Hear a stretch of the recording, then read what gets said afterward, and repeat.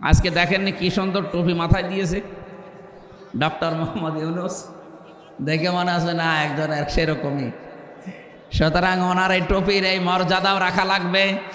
এদেশের জনগণ এবং ছাত্র জনতার যে সেন্টিমেন্ট আপনাকে বোঝা লাগবে। সবাই আমরা এখন চাচ্ছি এদেশে কোরআনে কারিমের এই সংবিধান চালু হোক। আগস্টের 5 তারিখের জরিপ পেয়েছিলাম, ওর আগে জানতাম, দেখেছিলাম আল জাজিরা থেকে। বাংলাদেশে 100 জনের মাত্র 15 জন চাইতো এদেশে কোরআন কায়েম হোক, কিন্তু এই 3 মাস 10 দিনের ব্যবধানে জরিপ পেয়েছি বাংলাদেশে এখন 100 জনের 58 জন মানুষ চাইছে কোরআনের রাজ এদেশে কায়েম হোক।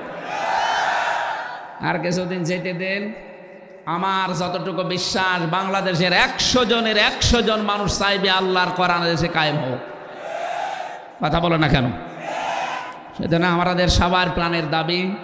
53-54 বছর তো বিভিন্ন জিনিস দেখলাম, কাঙ্ক্ষিত মানের শোক আমরা কেউ পাইনি। এসি বলেন, এখন শুধু দেখতে চাই কোরআন দিয়ে, বিশেষ করে এই 73টা ধারা দিয়ে দেশ চললে কেমন দেখা যায়। আমি তাফসীর পড়ে বুঝেছি 73টা ধারা বাংলাদেশের 56,000 বর্গ মাইলে কায়েম হলে এ দেশ একটা মিনি জান্নাত হয়ে যাবে। আল্লাহ যেন ওটা দেখার মতো ভাগ্য আমাদেরকে নসিব করেন, আমরা যেন দেখে মরতে পারি। বলেন আমিন। দরুদ আর সালাম পাঠ করার মাধ্যমে আমরা আরম্ভ করছি সূরা নাহাল 112 নম্বর আয়াতটা পড়েছি। তাফসীরুল কোরআন মাহফিল লিখেছেন, আমরা তাফসীর আকারে কথা বলবো ইনশাআল্লাহ। আমার আলোচনার বিষয়, মানুষের কপাল নষ্ট হয় পাপের কারণে। কিসের কারণে বলেন? রব্বুল আলামিন বলেন, ওমা সাবাকুম মিন মুসিবাতিন ফাবিমা কাসাবাত আইদিন নাস ইলা আখিরি আয়া। সূরা শুরার ভেতরে আল্লাহ জানিয়েছেন, জলে স্থলে যে বিপদ আপদ মুসিবতগুলো তোমাদের উপরে আসে সব তোমাদের হাতের কামাই করা পাপের ফসল। অধিকাংশগুলো আমি আল্লাহ মাফ করে দেই। ওয়া ইয়াফু আন কাসীর। যত অপরাধ তোমরা দুনিয়াতে সংগঠিত করো সব পাপের শাস্তি যদি দুনিয়ায় পাঠাতাম শ্বাস ফেলার সময় পেতে না। এই জন্য বাংলার মানুষেরা আমাদের হেফাজত করা লাগবে আমাদের জীবনটাকে। আমরা এমন কোনো অপরাধ যেন না করে যে অপরাধের শাস্তি আল্লাহ দুনিয়ায় পাঠিয়ে দেয়। বিশ্বনবীকে যেদিন তিনি নিয়ে উঠছিলেন ফেরেশতা জিবরাইল, মেরাজে যাবার সময় তিনি আসমানের দিকে তাকিয়ে দেখলেন কালো কালো পিপিলিকা উঠতেছে। এটা তাফসীরে কাবীরের থেকে বলছি। পিপিলিকা উঠতেছে কালো কালো, আবার কিছু কালো কালো পিপিলিকা নামতেছে। নবীজি জিজ্ঞাসা করলেন, ইয়া আখি জিবরাইল, ভাই জিবরাইল এগুলো যে ওঠে নামে কি? ফেরেশতা বলে, হে রাসূল, আপনার উম্মতের ভেতরে যারা অপরাধ করে গোনাগুলো উঠতেছে আল্লাহর কাছে। আর ওই যে কালো কালো পিপিলিকা নামে গোনার বদৌলতে আল্লাহ আযাব পাঠাচ্ছে তাদের উপরে। মুফাসসির লিখেছেন, এই পৃথিবীতে যেই ধরনের গোনা করে অপরাধ করে ওই অপরাধটা আল্লাহ তুলে নেয় উপরে। ওই অপরাধের যতটুকু শাস্তি হয় আল্লাহ দুনিয়ায় তার জীবনে গজব করে পাঠিয়ে দেয়।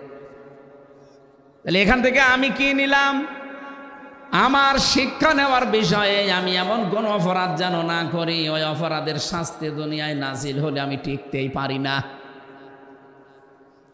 এই আয়াতের ব্যাখ্যায় আমি পেয়েছি সূরা নমল 52 নম্বর আয়াতটা, 19 নম্বর পারার 20 নম্বর পৃষ্ঠা 7 নম্বর লাইনে আছে। এটাও তাফসীরে কাবীরে আছে। ফাতিলকা বুয়ুতুহুম খাবিয়াতাম বিমা যালামু ইন্না ফি যালিকা লাআয়াতাল লিকাউমিন ইয়ালামুন। বলেন আল্লাহু আকবার। আল্লাহ পাক বলেন, ফাতিলকা বুয়ুতুহুম, আমার ভাইরা, আল্লাহ পাক বলেন ফাতিলকা বুয়ুতুহুম, বাইতুন দেয়নি, বুয়ুত বহু বচন। তিলকার আগে ফা আছে। আল্লাহ যেন তার আঙ্গুল দিয়ে ভাবে আমাদেরকে দেখাচ্ছেন এই সেই ঘরগুলো। এই সেই, এই জবাব দেন না কেন? এই সেই ঘরগুলো খাবিয়াতান, আমি জনশূন্য করে দিয়েছি, পরিত্যক্ত বানিয়ে দিয়েছি, বিমা যালামু, তাদের জুলুমের কারণে। আয়াতটা যদি লূত আলাইহিস সালামের জামানার ঘটনা কেন্দ্রিক নাজিল করা, আমার তো মনে হচ্ছে 2024 সালের 5 আগস্টের বিকাল 5টার সময় আল্লাহ নতুন করে আবার নাজিল করেছে। আল্লাহ যেন হাত দিয়ে বাংলার মানুষকে দেখাচ্ছেন এই সেই ঘর, এই সেই ঘর যেগুলো আমি জুলুম করার কারণে জনশূন্য করে দিয়েছি। এটাতে কত বাস্তব তার প্রমাণ কুষ্টিয়ার হানিফ সাহেবের বাড়ি, এই যে ইনাদের এমপি টগর মিয়ার বাড়ি। আপনি যে দেখেন এখন পরিত্যক্ত হয়ে গেছে, জনশূন্য। আমার মনে হয় জিন ভূত ওখানে থাকতে ভয় পায়, কারণ গণ টয়লেট এখন একটা টয়লেট হয়ে গেছে। বিমা জলামু, এদের জুলুমের কারণে এই বাড়িগুলো থেকে দুর্বিসন্ধি করত, জুলুম করত। কাকে কাকে সকালে মিথ্যা মামলা দিয়ে ধরিয়ে দেবে, কার জীবনটা নষ্ট করবে মিথ্যা সাক্ষী দিয়ে এই ঘর থেকে ষড়যন্ত্র করত বসে বসে। আল্লাহ বলেন শত জায়গায় এগুলো হয়েছে। ওই জালেম শুধু না, জালেমদের বাড়ি ঘর পর্যন্ত অভিশপ্ত বানিয়ে দিয়েছি। আমি 630টা থানার খবর জানি বাংলাদেশে, প্রায় থানায় আমি গেছি। এই 3.5 মাসের ভেতরে দেখতে পেয়েছি অধিকাংশ জালিমের বাড়ি ঘর আর আল্লাহ রাখেন নাই, সবগুলো উজাড় গৃহ বানিয়ে দিয়েছেন। এখন এগুলো বানিয়েছে কে? না না, ফাকতিয়া দাবিরুল কওমিল্লাযিনা যালামু আলহামদুলিল্লাহি রাব্বিল আলামিন। সূরা আনআম 7 নম্বর পারার 12 নম্বর পৃষ্ঠা 4 নম্বর লাইনের 45 নম্বর আয়াতের প্রথম অংশে আছে রব্বুল আলামিন বলেন, জালেমদের শিকড় কেটে দেওয়া হয়ে গেছে। কতিয়া এটা মজহুল, এর ফাইল জানা নেই, কে কেটেছে কেউ জানে না। আপনি সারা দেশে জালেমদের বাড়ি খোঁজ নিয়ে দেখেন, ভেঙেছে কে, একজনেরও নাম পাবেন না। এই কথা বলছে না কেন? আপনাদের রংপুর বিভাগ আমি জানি না, খুলনা বিভাগের কথা বলছি। জালেমদের বাড়ি ঘর আর নেই, সবগুলো এখন জাতীয় টয়লেট। এমনি এমনি এগুলো হয়নি।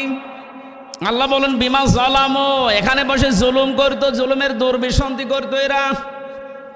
ইন্না ফি যালিকা লাআয়াতান, লামে তাকিদ, অবশ্যই এর ভেতরে তোমাদের জন্য শিক্ষা আছে। লিকাউমি ইয়ালামুন, যারা জ্ঞানী তাদের জন্য এখানে শিক্ষা। এদের এত বড় 15 বছরের কঠিন শিকড় যদি আল্লাহ কেটে ফেলতে পারেন, আগামী 5 বছরে অনেকে চিন্তা ভাবনা নিয়ে আসে, এই দুর্বিসন্ধি আটতেছে, আগে চেয়ারে বসি দেখেন কি করি। কথা বলেন এখানে অনেকে কিন্তু এই ধান্দায় আছে যে থালা আগে হাতে পায়, দেখেন কি করি। কি করবেন আপনি? জামাল ভাই তো টাচ দিয়েছিল, জুলুম যারাই করবে পৃথিবীতে তাদেরকে আল্লাহ নিশ্চিহ্ন করে দেবে, তাদের বাড়ি ঘর পর্যন্ত পরিত্যক্ত বানিয়ে দেবে। এত বড় বিশাল শিকড় যদি আল্লাহ তুলে দিতে পারে, আপনি টের পেয়েছেন 15 বছর ওদের শিকড় কত নিচে নেমেছিল। ইউনিয়ন থেকে শুরু করে সংসদ পর্যন্ত প্রতিটি জায়গায় ওদের শিকড় এত নিচে নেমেছিল যে টান দিয়ে তোলার মতো আমাদের খবর ছিল না।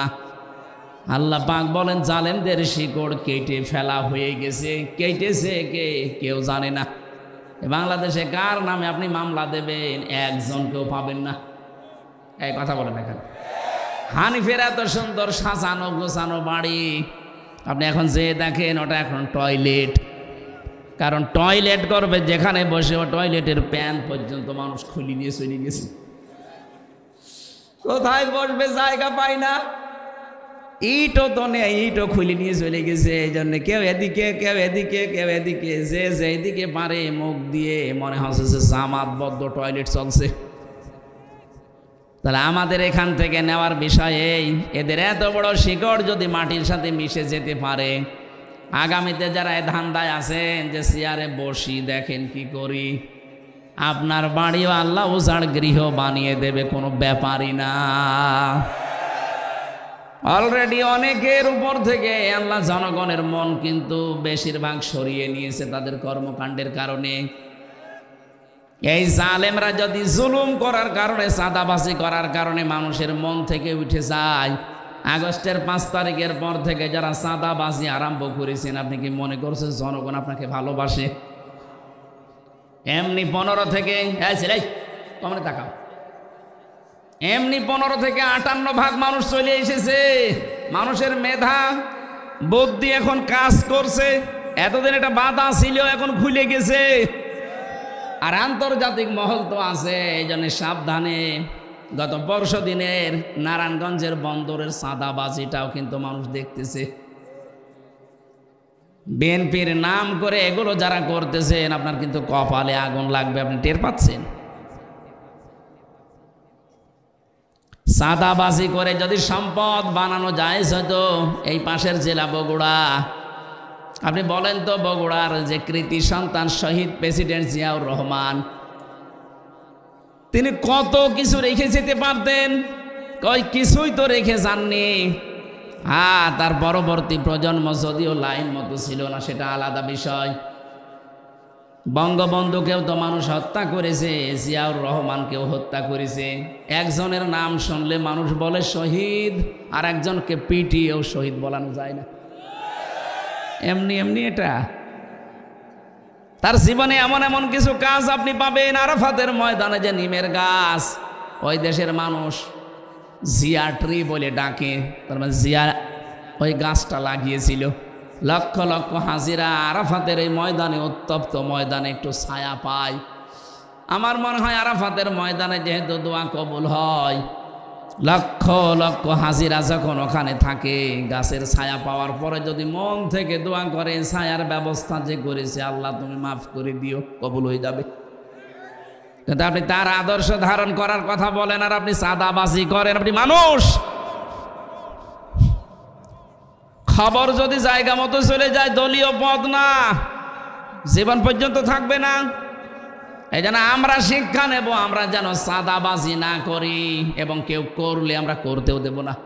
আমিরে জামাত ডাক্তার শফিকুর আমিরে জামাত ডাক্তার শফিকুর রহমান ঘোষণা দিয়েছে, এই দেশে যদি ইসলাম আমরা নিয়ে আসতে পারি, দেশে চাঁদাবাজি হবে না, কাউকে করতেও দেব না। এটা আমরা চাই না। এই জন্য জালেমদের যে পরিণতি হয়েছে গুনার কারণে, অপরাধের কারণে, আমাদের হোক, আমরা চাই। আল্লাহ পাক বলেন যহারাল ফাসাদু ফিল বাররি ওয়াল বাহরি বিমা কাসাবাত আইদিন নাস লিয়ুযীকাহুম বা'দাল্লাযী আমিলু লা'আল্লাহুম ইয়ারজিউন।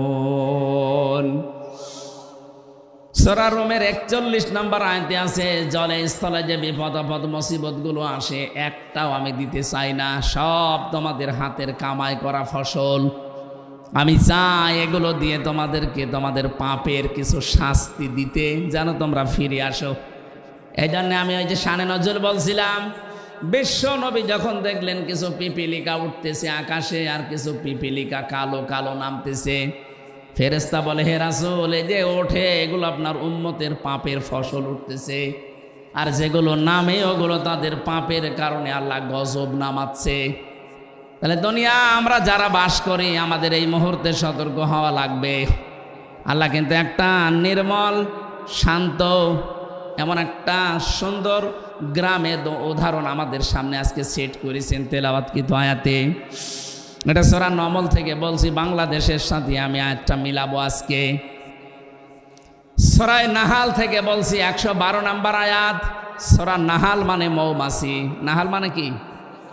প্রথমে নামকরণের একটা শিক্ষা আছে, ওইটা বলে নেই।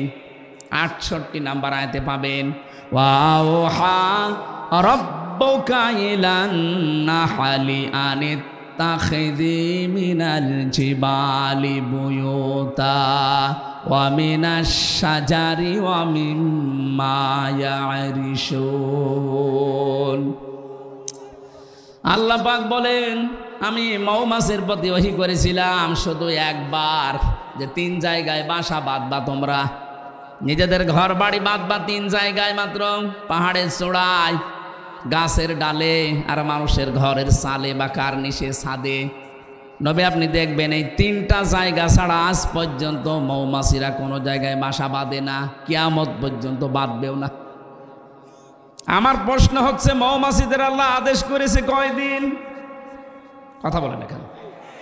মাত্র একদিন একটা আদেশ দিয়েছে, ওইটা আজ পর্যন্ত ওরা মেনে চলছে, কিয়ামত পর্যন্ত চলবে। এই জন্য ওদের ভেতরে কোনো ঝামেলা নেই। আর আমাদেরকে কোরআনে আল্লাহ আমাদের আদেশ দিয়েছেন 500। কয়টা? একটাও আমরা মানি না। ওরা একটা আদেশ পেয়ে একটাই মেনে চলছে, ঝামেলা নেই। 500টা পেয়েছি, একটাও মানি না, ঝামেলা হবে না? হবে কি? এই জন্য আমাদের উচিত হচ্ছে কোরআনে কারিম থেকে এই 500 আয়াত জেনে বুঝে আমাদের এই প্র্যাকটিক্যাল লাইফে এখন থেকে মিলানো। তাহলে ওই যে পাপগুলো উঠতেছে ওগুলো বন্ধ হয়ে যাবে। কারণ কোরআনের সমাজ যখন কায়েম হয়, কোরআন যখন বিজয় হয়, তখন হালালকে হালাল, হারামকে হারাম জানা এবং ছেড়ে দেওয়া সহজ হয়। তিরমিজি শরীফের হাদিস, নবীজি বলেন, মান করাল কোরআনা ফাস্তাযহারাহু, যে ব্যক্তি কোরআন পড়বে আর কোরআনকে বিজয়ী করার জন্য চেষ্টা চালাবে। এজহার মানে শুধু প্রকাশ করা না, এজহার মানে কায়েম করা, এজহার মানে বিজয় করা। কোরআন যদি সত্যি ব্যক্তি, পরিবার, সমাজ আর রাষ্ট্রে বিজয়ী হয়, ফাহাল্লা হালালাহু ওয়া হাররামা হারামাহু, হালালকে হালাল আর হারামকে হারাম জেনে ছেড়ে দেওয়া সহজ হয়।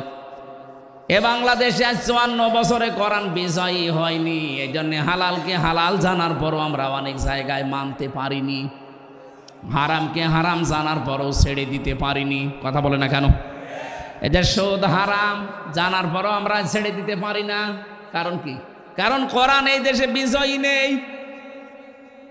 কোরআনে কারিম যেখানে অর্থনীতিতে থাকা দরকার ছিল, ওই জায়গায় কোরআন আজ নেই। জাকাত ভিত্তিক অর্থনীতি রাষ্ট্রীয়ভাবে কায়েম করতে চেয়েছিল কোরআনে কারিম, সেখানে আমরা নিয়ে যেতে পারিনি। এই জন্য সুদ ভিত্তিক অর্থনীতি জারি থাকার কারণে হারামকে হারাম জানার পরও আমরা অনেকে এখন মানতে পারছি না।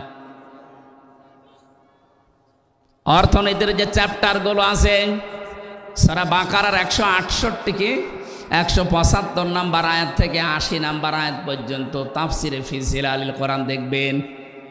ব্যবসা যে একটা ইবাদত, অর্থনীতি একটা ইবাদতের মূল মানদণ্ডের ভেতরে একটা, অনেকে আমরা জানিও না, মানিও না। কারণ না জানলে আপনি মানবেন কি করে? এখানে 100 জনের মনে হয় 98 জন ফেল করবে যে মোশারাকা কি বলেন তো, মোদারাবা কি বলেন তো, মোরাহাবা কি বলেন তো, বায়ে সালাম কারে বলে, বায়ে ইস্তেসনা কারে বলে, বায়ে মুআজ্জাল কারে বলে, বায়ে ওয়াহিদা কারে বলে। 28টা নিয়ম আছে। আপনি যে ব্যবসা একটা ইবাদত, একটাও জানেন না, তো ইবাদত হচ্ছে কি করে? অথচ বিশ্ব নবী নিজের জীবনে মোদারাবা তিনি পালন করে দেখিয়েছেন। ইসলামী ব্যাংকে এখন যেটা আছে, হযরতে খাদিজাতুল কুবরা অর্থ দিয়েছিলেন, নবীজি শ্রম দিয়েছিলেন। এইটার নাম আরবিতে মোদারাবা বলে। ইসলামী ব্যাংকে যান, টাকা পয়সা দেবেন, আপনার টাকা আর তাদের শ্রম, তারা বিভিন্ন কায়দা কৌশলগুলো ব্যবহার করে আপনার টাকায় আরো টাকা বাড়তে থাকবে। আর বাকি যে ব্যাংকিং ব্যবস্থা দেশে আছে, সোনালী, চৈতালি, রূপালী, আমি বাকিগুলোর নামও জানি না, সব ব্যাংকে দেখবেন সরাসরি আপনাকে জবাই করায়। এখন যদি বলেন হ্যাঁ ইসলামী ব্যাংকেও আছে, হ্যাঁ আছে, কিন্তু যতদিন পর্যন্ত দেশে জাকাত ভিত্তিক অর্থনীতি রাষ্ট্রীয়ভাবে আপনি কায়েম করে দেখাতে না পারবেন, ততদিন ইসলামী ব্যাংক না, ফেরেশতা জিবরাইল ব্যাংক যদি খোলে সে ওষুধ খাওয়া লাগবে। কথা বুঝতেছে? এই যে টুপিটা সুন্দর লাগছে না, এর ভেতরে সুদ আছে। প্রশ্ন আসতে পারে, হুজুর মানুষ সুদের টুপি মাথায় দিয়ে নামাজ পড়েন? আরে বেটা, নবীজি নিজে মক্কায় 13 বছর নামাজ পড়েননি? কথা বলেন না কেন? তো ওই সময় তার তো কাবা শরীফের ভেতরে 360টা মূর্তি ছিল। 360টা মূর্তি সামনে নিয়ে নামাজ পড়ে নামাজ হয়? ও বলছেন না, আরে নবীর নামাজ হয়নি। আজ যে বললাম টুপিটার ভেতরে সুদ, এই যে সুন্দর দেখতে কোটিটা কি সুন্দর লাগছে, এর ভেতরে সুদ আছে। কারণ হচ্ছে এই, আমি হয়তো সুদের টাকা দিয়ে এটা কিনি নাই, কিন্তু এই টুপিটা আছে ফ্যাক্টরিতে তৈরি হয়েছে, ওই ফ্যাক্টরির মালিক ব্যাংক থেকে লোন নিয়েছে। কথা বলছেন? প্রত্যেকটা জিনিস এরকম। যাকাত যতদিন সরকারিভাবে রাষ্ট্রীয়ভাবে কায়েম করা না যাবে ততদিন আপনি এদেশে সুদ থেকে বাঁচতে পারবেন না। হ্যাঁ, যতদিন কায়েম করতে না পারি ততদিন কাজ করলে গোনা হবে না, নবীজির যেমন হয়নি। অথচ ওই নবী বাকি 10 বছর যখন রাষ্ট্রের দায়িত্বে ছিলেন মদিনার, রাষ্ট্রপ্রধান হওয়ার পরে তিনি এসে শুধু মূর্তি ফেলে দেয়নি, ভেঙ্গে ভেঙ্গে দূর করে দিয়েছেন। কথা বলেন না কেন? সুতরাং রাষ্ট্রে যদি সত্যি ইসলামটা আমরা বিজয় করতে পারি, আল্লাহর কসম তখন এই বেপরদা থাকবে না, সুদ থাকবে না, ঘুষ দেওয়া লাগবে না।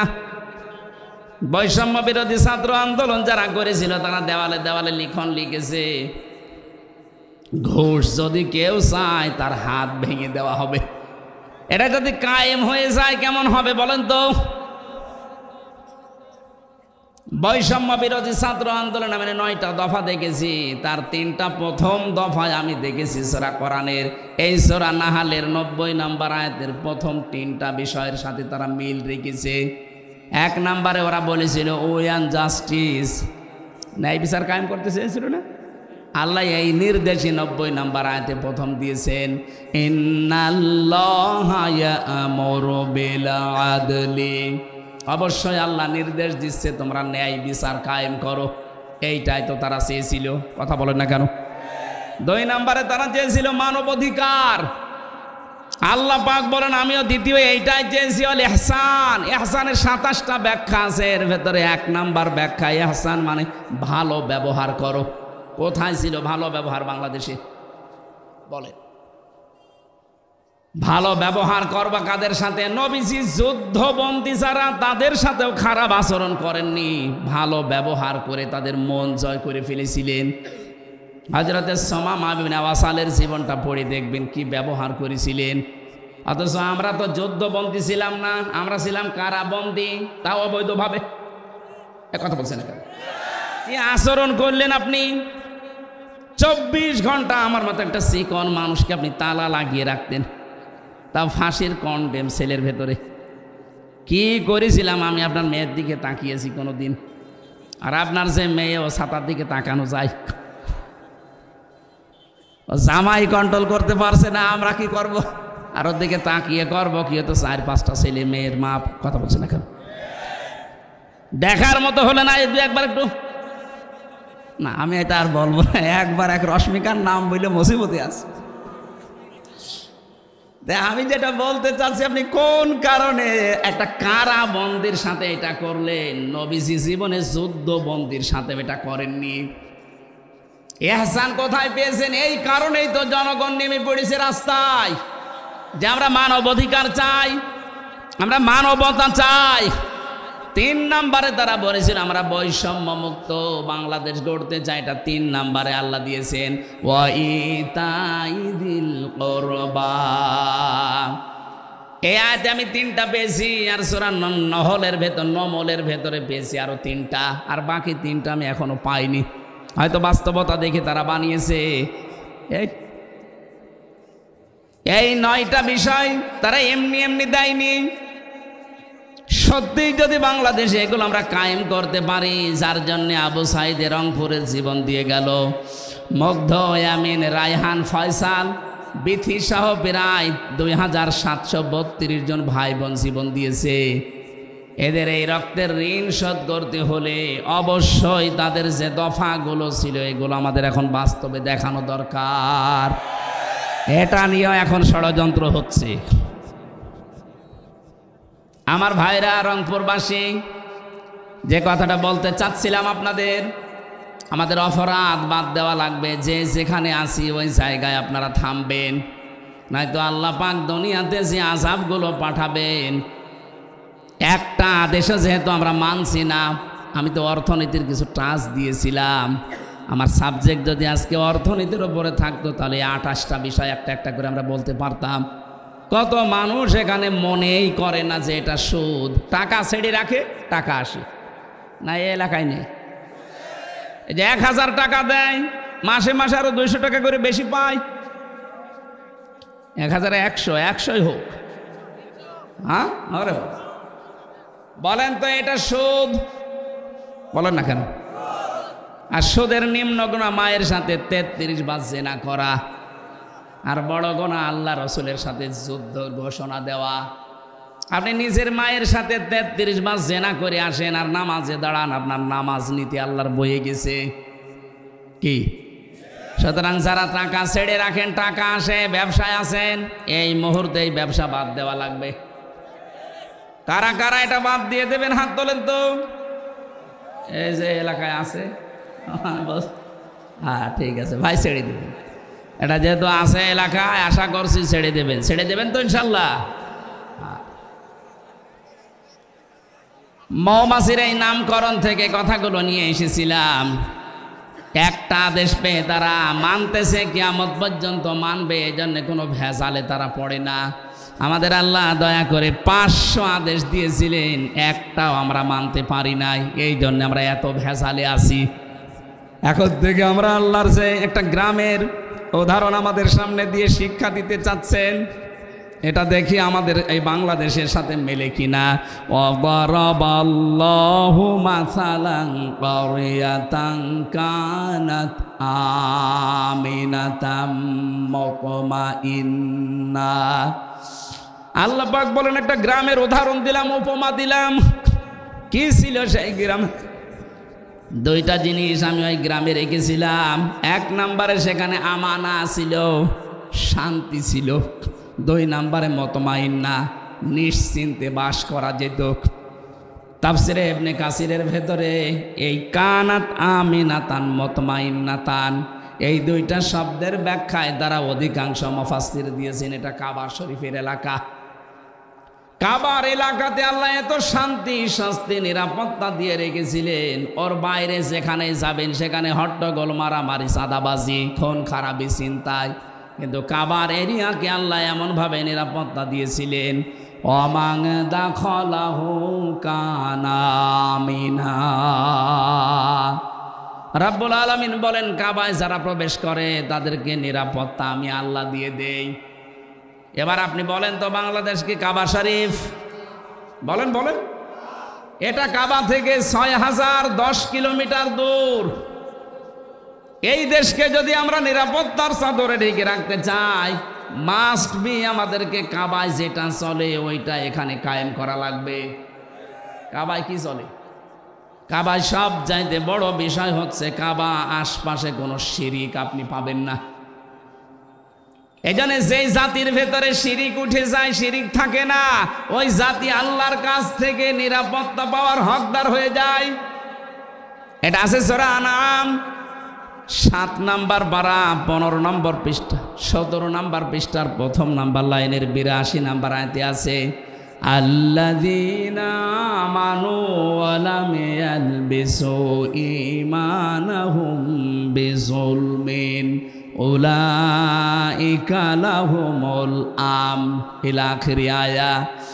আল্লাহ পাক বলেন, যারা ঈমান আনে আর ঈমানের সাথে জুলুম মিশ্রণ করে না, এখানে জুলুম মানে শিরিক, যারা তাদের ঈমানের সাথে শিরিক মিশ্রণ করবে না, উলাইকা লাহুমুল আমন, আল্লাহ যেন এভাবে দেখিয়ে দিচ্ছেন যে এরা আমি আল্লাহর কাছ থেকে নিরাপত্তার হকদার। জোরে বলেন সুবহানাল্লাহ।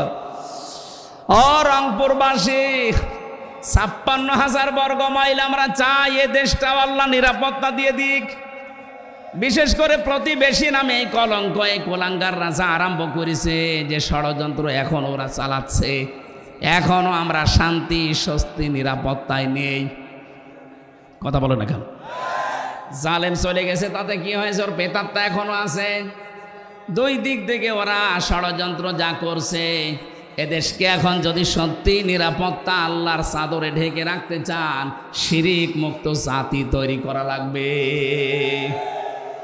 বাংলাদেশে যত শিরিক আছে তার একেবারে সরাসরি শিরিক হচ্ছে ক্ষমতার মালিক জনগণকে মনে করা। এটা শিরিক না? আলা লাহুল খালকু ওয়াল আমরু, 2 নাম্বার শিরিক, বানিয়েছেন যিনি, হুকুম চলবে তার। অথচ আল্লাহর এই জমিনের বানানো জমিনে আল্লাহর হুকুম বাদ দিয়ে মানুষের তৈরি করা হুকুম যারা কায়েম করতে চান তারা শিরিক করছেন। এরকম 43টা একটা একটা করে মিলাবেন, পেয়ে যাবেন এই দেশে। তাহলে এই শিরিক থেকে জাতিকে যদি আমরা মুক্ত করতে না পারি, এ দেশকে আল্লাহ শান্ত শিষ্ট নির্মল এবং নিরাপত্তা দিয়ে ঢেকে রাখবে না। আল্লাহর অত দায় পড়ে নাই। আপনি চাচ্ছেন কাবার এরিয়ার মতো আপনি নিরাপত্তা, কিন্তু শিরিক করছেন, হবে না। এ জাতিকে আর শিরিক থেকে প্রথমে বাঁচাতে হবে। এই জন্য যাদের ভেতরে এই বিশ্বাস আছে ক্ষমতার উৎস জনগণ, এক্ষুনি বিশ্বাস পাল্টাবেন, জবান খুলে জবাব দেন ক্ষমতার উৎসকে। এটা আমি বানালাম। আন্নাল কুওয়াতা লিল্লাহি জামিআ কুলিল্লাহুম্মা মালিকাল মুলকি তুতিল মুলকা মান তাশা। এরকম 903 জায়গায় পুরা কোরআনে আল্লাহ আয়াত দিয়েছেন, 903 জায়গায় ডাইরেক্ট ইনডাইরেক্ট মিলে, যে ক্ষমতার উৎস আমি আল্লাহ। এটা যারা অন্য কাউকে দিয়ে দেয় এরা শিরিক করছে। এক কথায় বলছে, এবার আল্লাহ যেটা পারে ওইটা অন্য কেউ পারে, বিশ্বাস করার নাম শিরিক। কথা বলে না কেন? মুসলমান আমরা যারা আছি জবান খুলে বলেন তো, ক্ষমতায় দিতে পারে কে? আরো জোরে কে? যারা জনগণকে এই বিশ্বাস দিয়ে দিয়েছেন, আপনি বলেন তো আপনি নিজের কথায় যে আপনি কিন্তু শিরিক। আর শিরিক যারা করবে তারা মুশরিক। কথা বলছে না কেন? তাহলে মুশরিক জাতিকে আল্লাহ নিরাপত্তা, শান্তি, স্বস্তি, নিরাপত্তা দেবেন।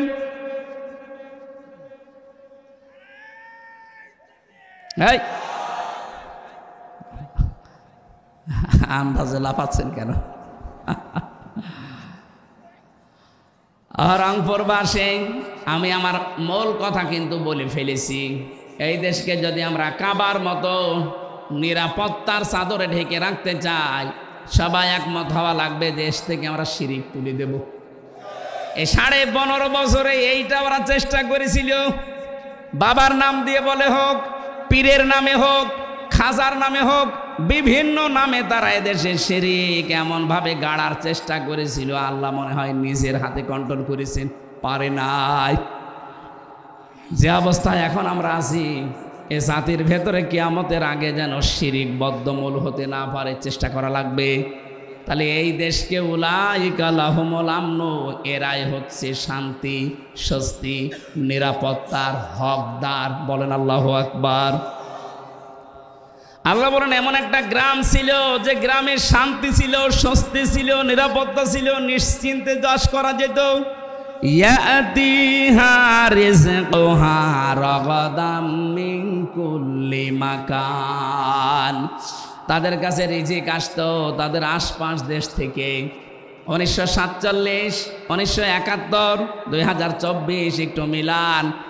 47-এর আগে কত সুন্দর করে বিভিন্ন দেশ থেকে খাবারের ব্যবস্থা, রিস্কের ব্যবস্থা, জীবন উপকরণের ব্যবস্থা আল্লাহ পাঠিয়ে দিয়েছিল। পক্ষান্তরে বাকি যেটা দেখলাম, বাকি যেটা দেখেছি 1971 সালের পরে, যে মানুষগুলো প্রতিবেশীর নাম নিয়ে, আমাদের উপকারের নাম নিয়ে যারা দেশকে ভাগ করে দিয়ে আমাদেরকে একটা বিপদে ফেলে দিয়েছিল, তারা এখন বলছে দেশটা আমরা স্বাধীন করেছিলাম। আরে ভাই, আপনারা যদি স্বাধীন করেন তাহলে এদেশের মুক্তিযোদ্ধা এতগুলো যাদের সম্ভ্রম নষ্ট হয়েছে, মেয়েদের, এটা কি গাঁজা করি গল্প? কথাটা কত গভীর, যাদের মাথায় মগজ আছে চিন্তা করেন তো। নরেন্দ্র মোদী সাহেবের কথা কোথায় যে আঘাত করেছে। 16ই ডিসেম্বর উনি ঘোষণা দিয়ে দিল যে বাংলাদেশের স্বাধীনতা আমরা করে দিয়েছি। তাহলে আমাদের দেশে এতগুলো মানুষ শহীদ হয়েছে 9 মাস, এতগুলো মহিলারা তাদের ইজ্জত হারিয়েছে, এগুলো কি সব খেলা নাকি? আপনারা বুঝবেন না, আপনাদের মাথায় ওই পর্যন্ত হয়তো নেই। যাদের মাথায় আছে তারা চিন্তা ভাবনা করে সামনে আগাবেন। গভীর ষড়যন্ত্র কিন্তু চলছে আমাদের এই ছোট্ট দেশটা নিয়ে। কথা বলে না কেন?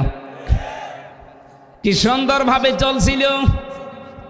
আল্লাহ পাক বলেন, যদি সত্যি জাতির লোকেরা ওয়ালাউ আন্না আহলাল কুরা আমানু ওয়াত্তাকাউ লাফাতাহনা আলাইহিম বারাকাতিম মিনাস সামাই ওয়াল আরদ। গ্রামের লোকেরা, দেশের লোকেরা যদি এখানে লাগে করিয়া দিয়েছেন এটা গ্রাম, গ্রামের লোকেরা যদি জনপদের লোকেরা আল্লাহর প্রতি ঈমান আনে, আরে দাবি অনুযায়ী যদি আল্লাহকে ভয় করে চলার নীতি অবলম্বন করে, আকাশ আর জমিনের যত বরকতের দরজা আল্লাহ সব খুলে দেবেন। জোরে বলেন সুবহানাল্লাহ। সুতরাং আমাদের কারো কাছে হাত পাতার দরকার নেই। ডক্টর মোহাম্মদ ইউনূস গতকালকেও ঘোষণা দিয়েছে, এই ছোট্ট একটা দেশ, এখানে বাস করে 18 কোটির উপরে মানুষ। পৃথিবীর কোনো দেশে এরকম ঘনবসতি আমি পাইনি। উনি যেহেতু বিভিন্ন দেশ সফর করেছেন, উনি বলছে 18 কোটি মানুষের এই হাতকে আমরা যদি কাজের হাত বানিয়ে ফেলতে পারি, যত টাকা পাচার হয়েছে দেশ থেকে এগুলো যদি ফেরত আনতে পারি, এ দেশটা আবার দাঁড়িয়ে যাবে, কেউ বাধা দিয়ে আটকাতে পারবে না। আজকে আসার সময় যে সাড়িয়াকান্দি বগুড়া পার হওয়ার সময় পাইলট আমারে বলছিল, হুজুর এই দেখেন এটা কিসা বিশাল বিশাল কত ফ্যাক্টরি বানিয়েছে। ওনারে বললাম যে এই ফ্যাক্টরি বানিয়েছে ঠিক, কিন্তু টাকা যা পাচার করেছে, ওই মানুষগুলো যদি টাকাগুলো পাচার না করে বেগমপাড়া সাহেব পাড়া না বানিয়ে শুধু এই দেশেই যদি কর্মসংস্থান তৈরি করত, লক্ষ লক্ষ মানুষের বিদেশ যাওয়া লাগতো না, এই দেশেই তারা বৈধ কাজ করে আয় করতে পারত।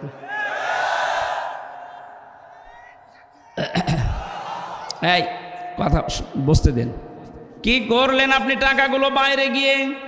বাইরে তো গিয়েছিলাম কিছুদিন আগে, মালয়েশিয়া, সিঙ্গাপুর আপনি বানিয়েছেন, ওখানে সাহেব পাড়া, কানাডায় বানিয়েছেন বেগম পাড়া, কি হচ্ছে পড়ে আছে এখন। এতগুলো টাকা আপনি সেখানে ফেলে রাখলেন।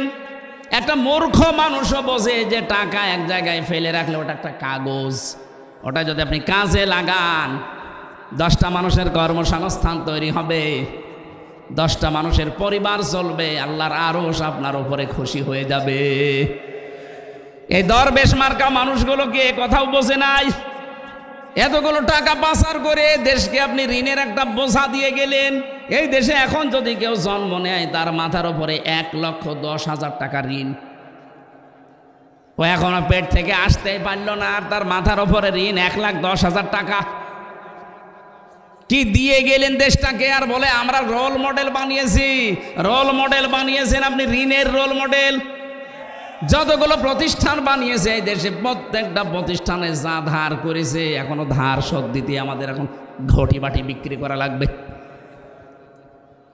এই জন্য ইউনূস সাহেব আমাদের হাতকে কাজের হাত বানাতে উনি চেষ্টা চালাচ্ছে। আমরা এই হাত কোনো দিন আর মানুষের কাছে এভাবে পাতবো না, এই হাত আমরা এভাবে মানুষকে দিতে আরম্ভ করব, কিন্তু সেই জায়গায় আমাদেরকে পৌঁছাতে হবে। 18 কোটি মানুষের হাতগুলো 36 কোটি হাত যদি কাজের হাত হয়ে যায়। আরে ভাই, সিঙ্গাপুরে দেখলাম ছোট্ট একটা দেশ, এ রংপুর যত বড়, এর অর্ধেকও হবে না। সিঙ্গাপুর মাত্র এদিকে ওদিকে 43 কিলোমিটারে শেষ, এতটুকু একটা দেশ, অথচ বিশ্বের ভেতরে এখন তালিকায় তারা 2 নম্বরে আছে উন্নতিতে। কেন? এই জন্যে আছে কারণ ওরকম প্রত্যেকেই তাদের কাজের হাত। আমরা আজ কাজের হাত বানাতে পারি না, ভিক্ষার হাত বানাই। প্রতিটি মানুষের এই কাজের হাতগুলো যারা নষ্ট করে দিল টাকা পাচার করার মাধ্যমে, এরা এই জাতির সবচাইতে বড় শত্রু। আল্লাহ বলেন, ইয়াতিহা রিজকুহা রাগাদাম মিন কুল্লি মাকান, বিভিন্ন দেশ থেকে আমি তোদের জন্য খাবার, জীবন উপকরণ আসার ব্যবস্থা করে দিতাম।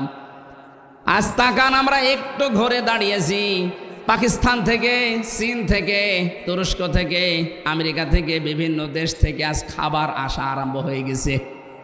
একটু শক্ত হয়ে যদি 15 বছর আগে দাঁড়াতে পারতাম, এই দাদারা আমাদের এতদিন বাপ ডাকতো।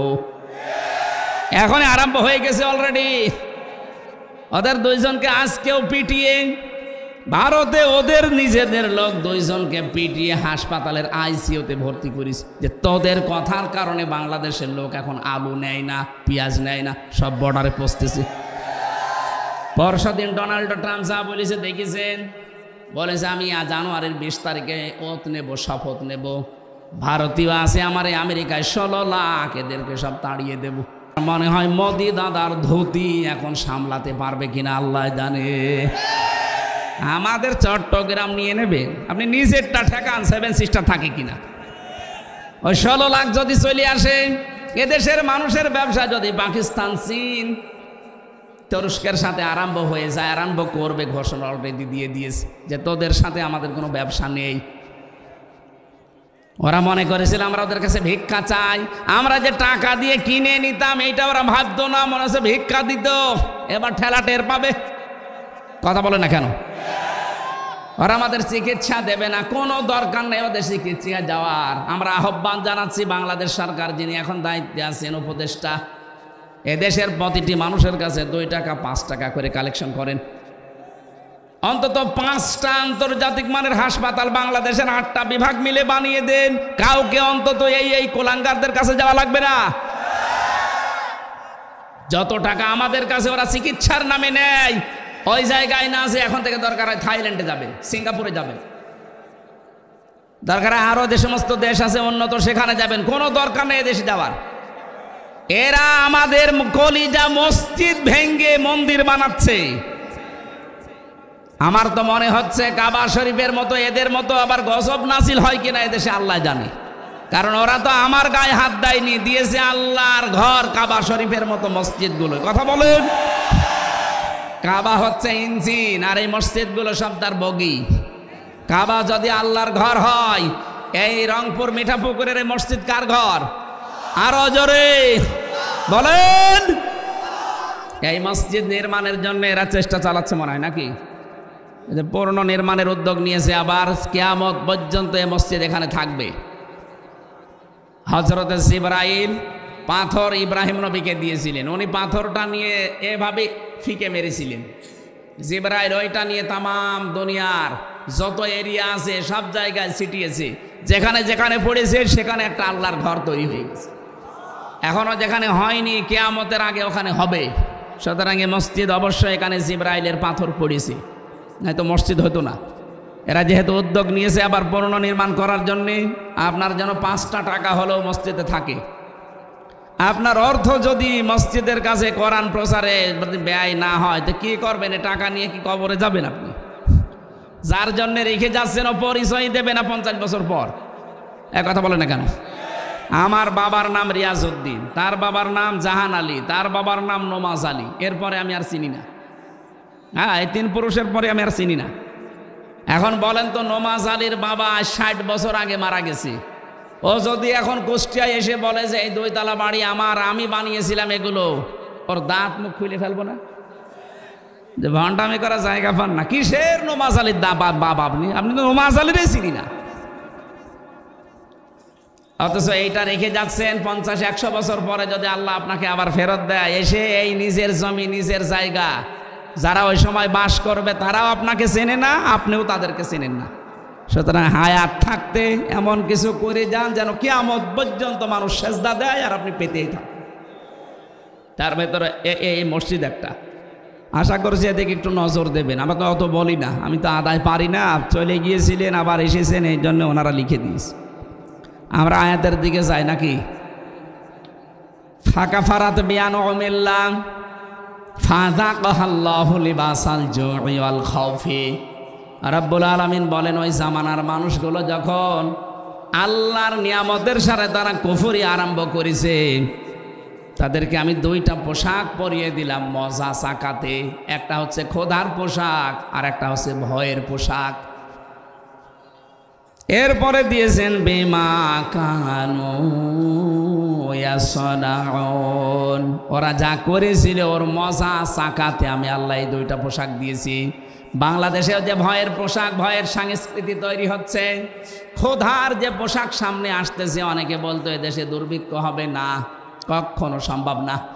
আমাদের হাতগুলো আমরা সামনে যা আছে এটা নিয়ে কাজে লাগাবো, কেউ যেন বসে খাওয়ার চিন্তা না করি।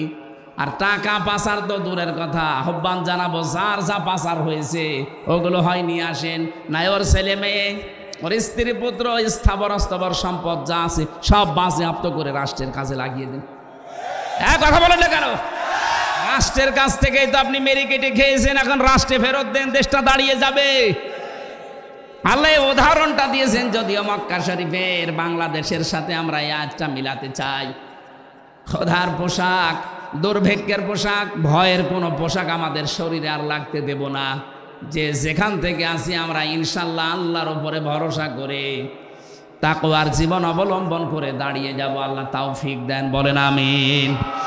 আমার আর একটা আছে অনুষ্ঠানের জন্য, আমি আজকে আর আগাচ্ছি না, এখনই আর 2 মিনিট আছে, আজান দেবে। আপনারা টাকা পয়সা চাইনিছিলেন, দিয়ে দিয়েন মসজিদে, এগুলো পারি না আমি। আল্লাহুম্মা আমিন। রব্বানা আতিনা ফিদ দুনিয়া হাসানা ওয়া ফিল আখিরাতি হাসানা ওয়া কিনা আযাবান নার ওয়া আদখিলনাল জান্নাতা মাআল আবরার রব্বিরহামহুমা কামা রব্বায়ানি সাগীরা। তোমার ঘর নির্মাণের জন্য যারাই প্রস্তুতি নিয়েছে, এ বিশাল আয়োজন করেছে, আল্লাহ কবুল করে নাও রব্বুল আলামিন।